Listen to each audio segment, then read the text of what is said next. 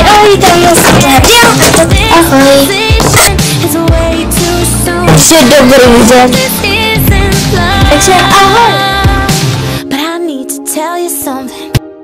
Takže ahoj, tam ahoj. Tak tohle teda. Takový ahoj. No, tak.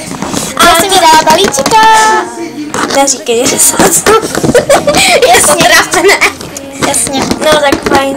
A já jsem jenom trošku otevřela tohle a tohle jsem neotevírala, to jsem jenom vydala. No tady máte prostě, tady to máte. Jo.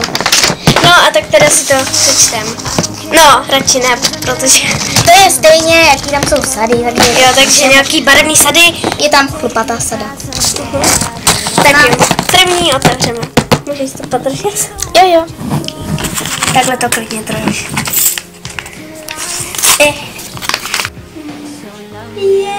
Tomáš, aby si z toho něco ušila. Aha. To je taky hezký polštářek. Spát a kousky. Ne, to jsou čípsy takový. A to nechápeš. No, honem si dám stranou. Dvojku. To bylo v tom dopisu, že to nejsou pečopáci, jo? Jo. Takže Baťušek. Takže no a ještě se bude hodit úplně hezký. Takhle. Co jsi myslela, že řeknu úplně hnusný? Jo. To bych nečekala.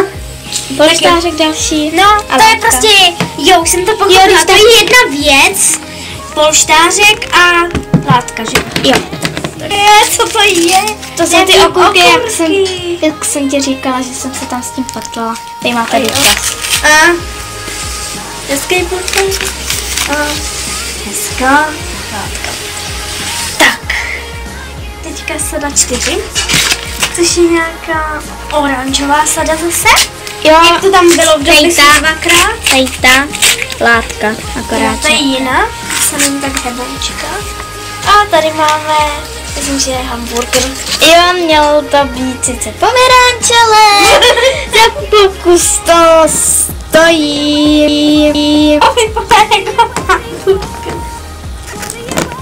Tak fajn, no, další sada 5.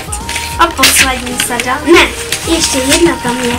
To je to je ta chlupatá. Ne, teď ji ne. A tady máme náhrdelník. Jo. A tady máme polštářek. A tady máme látku, což je tmavě modrá.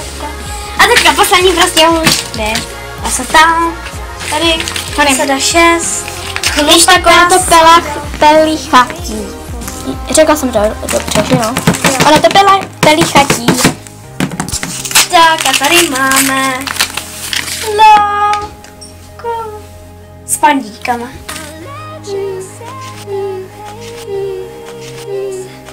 Ale ono to, jak jsem říkal, jak už jsem já říkala, to prostě pelichatí.